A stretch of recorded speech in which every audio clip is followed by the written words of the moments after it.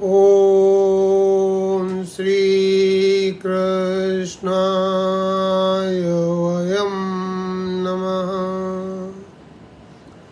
श्रीमद् भगवद गीता षष्ठम अध्याय छठा अध्याय। आज 12 अगस्त 2021 थर्सडे बृहस्पतिवार है। हम अभी तक 43 श्लोक तक कर चुके थे और आज 44 श्लोक से आगे करेंगे। 44 श्लोक 44वां श्लोक।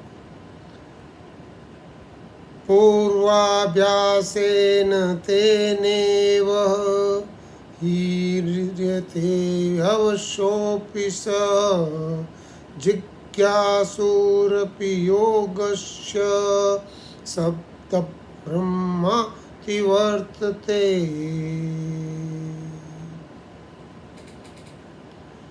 भगवान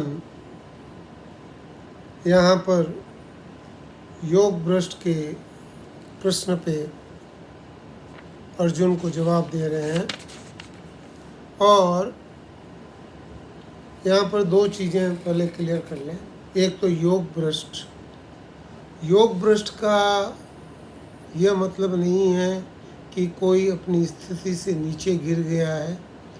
यहाँ पर योग भ्रष्ट का मतलब इतना है कि एक व्यक्ति है, वो योगारूढ़ होना चाहता है, पूर्ण योगी का सामर्थ्य उसको प्राप्त नहीं हुआ है और उसका कारण कुछ भी हो सकता है। प्रयास उसके शिथिल हो गए हैं या भोग या संग्रह में उसकी रुचि हो गई है और सांसारिक वस्तुओं को त्यागने में उसका साधन थोड़ा कम पड़ गया है या कोई साधना उसकी पूरी नहीं हुई है, तो ऐसा जो है उसको योग भ्रष्ट बोला गया है। लेकिन यहाँ पर जब हम 43 और 42 श्लोक को पढ़ रहे थे और उसको पढ़ने के साथ में हम 44वां श्लोक दोनों इसको लिंक भी यहाँ पे करेंगे। पहले हम सीधा सीधा अर्थ देखते हैं 44वें श्लोक का। पूर्वाभ्यासेन तेनेव, पूर्व अभ्यास जो कर रहा था वो भोगों के परवश होके पहले मनुष्य जन्म में किए हुए अभ्यास साधन के कारण परमात्मा की तरफ खींच जाता है। उसका पूरा अभ्यास इतना था कि वो परमात्मा की तरफ खींच गया, लेकिन वेदों में कहे हुए सकाम कर्म जो हैं जिज्ञासुरपि योगस्य सप्त ब्रह्माति वर्तते, कहते हैं कि क्योंकि योग क्षमता का जिज्ञासु भी वेदों में कहे हुए सकाम कर्मों का अतिक्रमण कर जाता है। तो ये जो अधूरे रह गए हैं इसका अतिक्रमण कर लेता है। तो ये अतिक्रमण कैसे करता है, इसके लिए पहले जो 42 श्लोक है उसको हम देखेंगे। 42 श्लोक था जिसमें हमने बताया था कि वो लोग काफ़ी सालों तक अपर लोक में रहते हैं। ये पुण्यकर्ता लोग हैं। ये संसार से विरक्त तो हो गए, लेकिन भोग और संग्रह में इनकी लगन पूरी ख़त्म नहीं हुई, तो इसलिए ये काफ़ी सालों तक अपर लोक मतलब गंधर्व लोक, स्वर्ग लोक, पितर लोक, ये जितने 7 लोक अपर लोक हैं, इन 7 लोकों में अपने भोगों की वासनाओं के अनुसार वो वहाँ पे रहते हैं और वहाँ पे भोगों को भोग के उनमें विरक्ति हो जाती है और फिर ये 2 जगह इनका जन्म होता है, या तो सुचिना परिवार में या श्रीमताम परिवार में। सुचिनाम परिवार वो है जो शुद्ध परिवार, ममता रहित परिवार है, उसको सुचिना परिवार कहा गया है। और इसमें भोग संग्रह का त्याग स्वतः होता है, इसलिए ये जब वापस यहाँ आते हैं तो भोग और संग्रह का पूरा त्याग इनका हो जाता है, वैराग्य दृढ़ हो जाता है और ये परमात्मा प्राप्ति को चले जाते हैं। दूसरा है श्रीमताम। श्रीमताम ये इतने शुद्ध आचरण के नहीं होते हैं, सत्य बोलते हैं तो सत्य के साथ में थोड़ा झूठ भी बोल देते हैं, लेकिन ये आदरणीय परिवार होते हैं। इनके जो कर्म होते हैं ये कर्म अनुकरणीय कर्म होते हैं और ये पाप रहित होते हैं। इनका आचरण शुद्ध होता है और इसमें अभ्यास की पूर्णता होती है, इसलिए इसके अंदर जब वो भोगों को विरक्ति होके कई सालों तक अपर लोक में रह के इनके घर में आते हैं और यहाँ पर अपने जो बचे कुचे कुछ भोग हैं उनको भोग के और ये परमात्मा की प्राप्ति के लिए चले जाते हैं। तो इनका अभ्यास की अपूर्णता होती है और सुचिना में वैराग्य की अपूर्णता होती है। तो ये दोनों ही चीज़ें यहाँ पर करके ये पुण्य लोक को प्राप्त हो जाते हैं, या कहते हैं परमात्मा को प्राप्त हो जाते हैं। इसके अलावा हमने 42 वाले श्लोक के अंदर देखा था कि अथवा योगी नामेव कुले भवति धीमता, ज्ञानवान योगियों के घर में जन्म लेता है। ये जो जन्म लेना है ये दो तरह का होता है।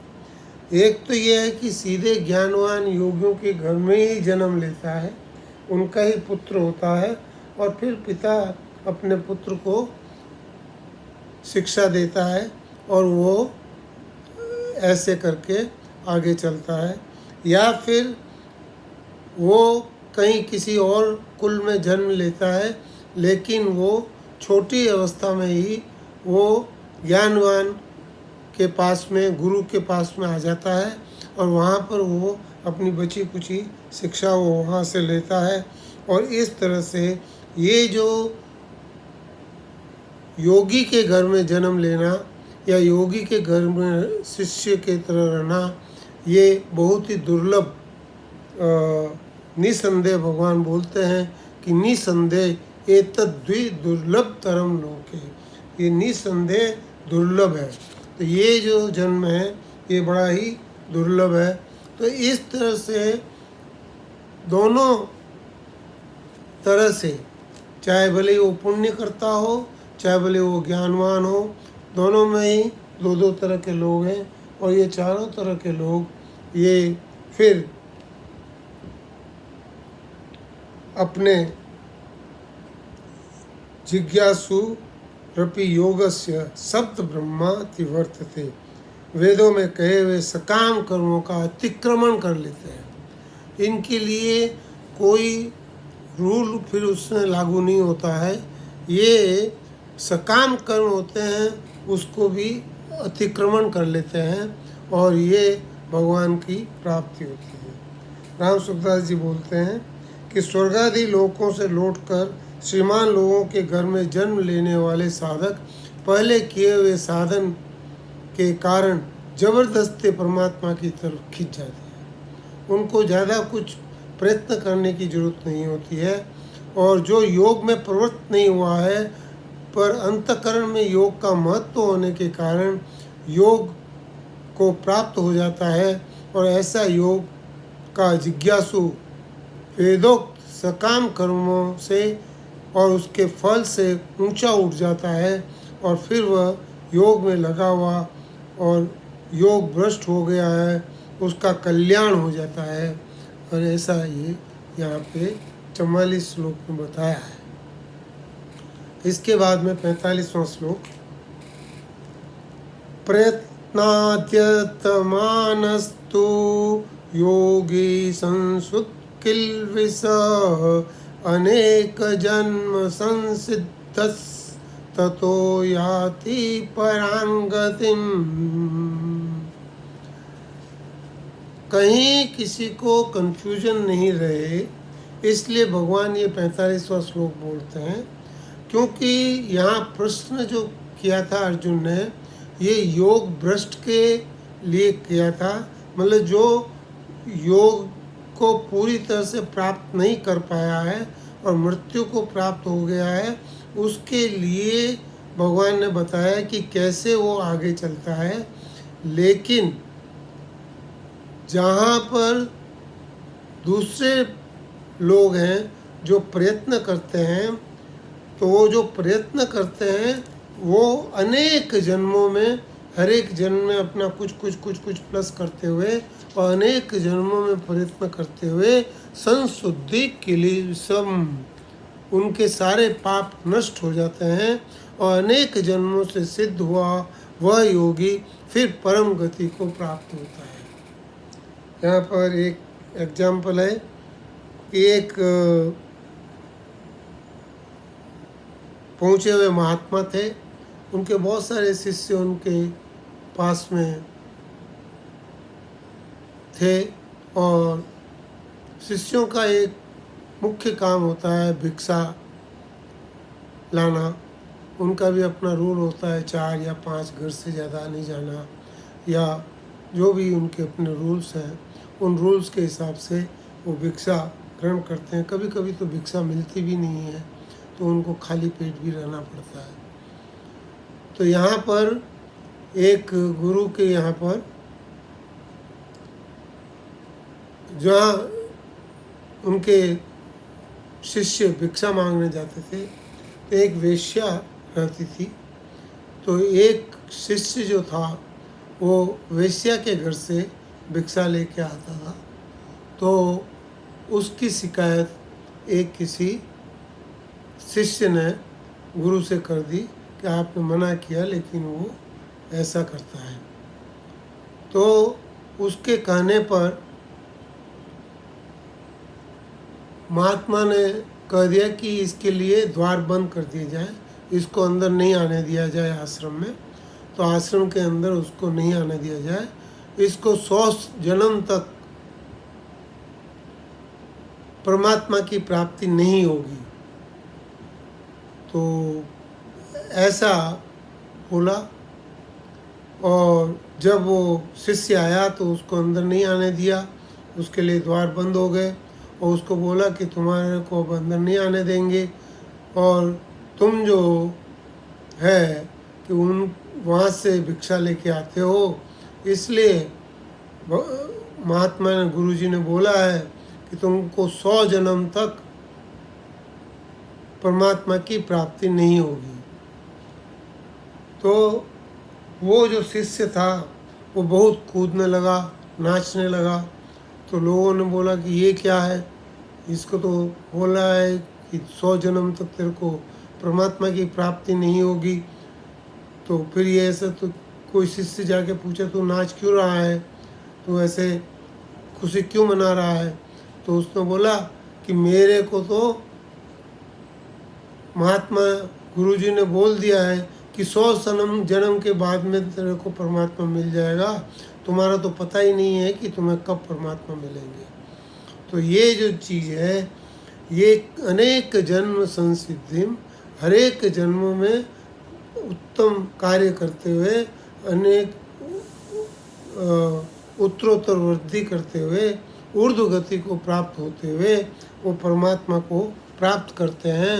तो ये नहीं है कि सिर्फ योग भ्रष्ट लोग ही परमात्मा को जाएंगे। ये जो प्रयत्न पूर्वक जो यत्न करते हैं, प्रयत्नाद्यत मानस्तु, प्रयत्न पूर्वक जो यत्न करते हैं वो, उनको अनेक जन्म लग सकते हैं लेकिन वो भी सिद्धि को प्राप्त हो जाएंगे, परमात्मा को प्राप्त हो जाएंगे, वो भी योगी के बनने के लायक है। तो ऐसा ये 45वें श्लोक में बताया है। 46वां श्लोक, तपस्वी व्योधिको योगी ज्ञानिभ्योऽपि मतोऽधिकः कर्मभ्यश्चाधिको योगी तस्माद्योगी भवार्जुन। अब भगवान बोलते हैं, हे अर्जुन, ये तपस्वी से भी योगी श्रेष्ठ है। जो तपस्या करता है और तपस्या को ही सब कुछ मानता है, ऐसे तपस्वी से भी योगी श्रेष्ठ है। ज्ञानी भ्योपि मतोधिक। और भगवान बोलते मेरा मत है कि ज्ञानी से भी ऐसा योगी श्रेष्ठ है, ज्ञानियों से भी ये योगी श्रेष्ठ है, और कर्मियों से भी ये योगी श्रेष्ठ, कर्मभ्यश्चाधिको योगी, और कर्म योगी से भी ऐसा योगी वो श्रेष्ठ है, वो अधिक है, उच्चतम है। ये भगवान ऐसा बोलते हैं। और भगवान बोलते हैं तस्माद् योगी भव अर्जुन, इसलिए है अर्जुन तुम योगी भो, ये मेरा मत है। अतः हे अर्जुन तुम योगी हो जाओ। तो भगवान यहाँ पर अर्जुन के माध्यम से सबको बोलते हैं कि जो ये सब चीज़ें हैं इनसे भी योगी होना परम श्रेष्ठ है। तो लौकिक सिद्धियों को पाने के लिए तपस्या की जाती है, शास्त्रों के ज्ञाता हैं, और जो सकाम भाव से यज्ञ दान तप कर्म करते हैं उन सब से ये योगी श्रेष्ठ है। राम सुखदास जी आगे बोलते हैं, कारण कि तपस्वी ज्ञानी और कर्मी इन तीनों का उद्देश्य संसार है और भाव सकाम है, परंतु योगी का उद्देश्य परमात्मा है और भाव निष्काम है।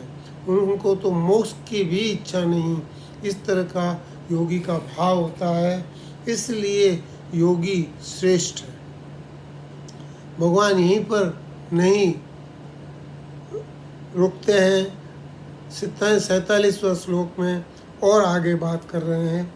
योगिनामपि सर्वेषां मद्गतेनान्तरात्मना श्रद्धावान् भजते यो मां स मे युक्ततमो मतः। एक बार वापस। योगिनामपि सर्वेषां मद्गतेनान्तरात्मना श्रद्धावान् भजते यो मां स मे युक्ततमो मतः। भगवान बोलते हैं ये मेरा मत है, मत मतलब मेरा निश्चित किया हुआ विचार है। क्या बोल रहे हैं? संपूर्ण योगियों में जो भी योगी श्रद्धावान भक्त, इन योगियों में भी जो मेरी भक्ति करता है, श्रद्धा के साथ मेरा जो भक्त है वो मेरे में तल्लीन है, जो मेरा भजन करता है, मद्गतेनान्तरात्मानं, मेरी भक्ति करता है, मेरा भजन करता है। भगवान बोलते हैं वो मेरे मत से वो उनसे भी श्रेष्ठ है। इन योगियों में जो मेरा भजन करता है, जो मेरे में श्रद्धा रखता है, जो मेरे में तल्लीन युंजन मेरे में तल्लीन जो है, ऐसा जो आदमी है, भगवान बोलते हैं वो मेरे मत में सबसे सर्वश्रेष्ठ योगी है। तो इस तरह से ये 47 श्लोक अंतिम श्लोक इस अध्याय का, और इस अध्याय में भगवान ने बहुत सुंदर बात बोली हैं।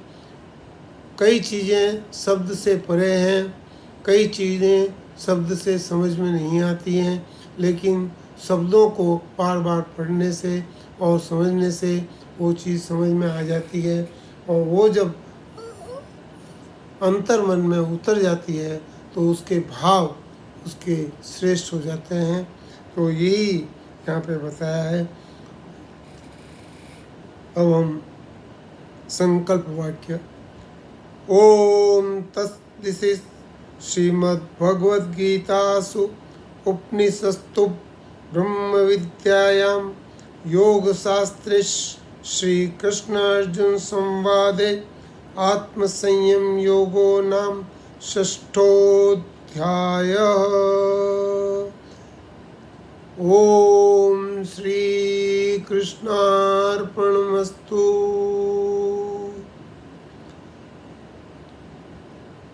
अगले प्रवचन में हम 7वां अध्याय लेंगे, शुरू करेंगे। राम